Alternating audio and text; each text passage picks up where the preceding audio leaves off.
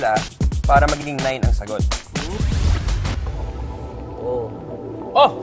Okay na tong experiment na to. Ano pa bang kulang? Oo nga, may kulang pa ba, Chris? Kulang na lang, tingin ko yung... alam ko na. Ano? Pinadala ko siya sa guest natin eh. Ha? Asa ba niya? Sino ang guest natin? Ayun na siya, oh. Si Ate Crispy. Welcome. Chris! Welcome back.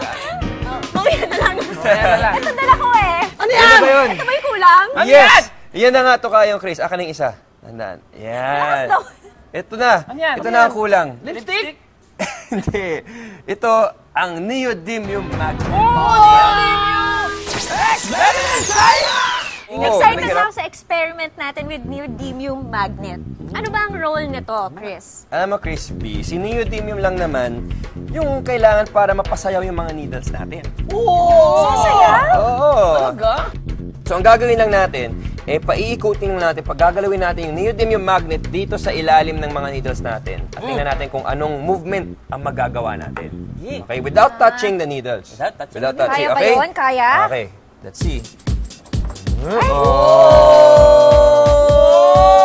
Sumasayaw sila! Paano nangyari yun? Sumasayaw sila! Mga party people sila! I believe! It's all about magnetic field. A magnet is any object that has a magnetic field. It attracts ferrous objects like pieces of iron, steel, nickel, cobalt, at ang karayom na ginamit ay may mga sangkap kagaya nga ng mga nabanggit natin na mga elemento.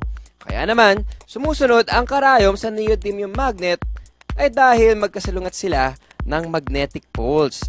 Like magnetic poles repel each other, whereas unlike poles attract each other.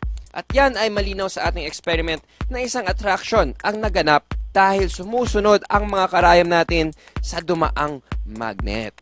I believe.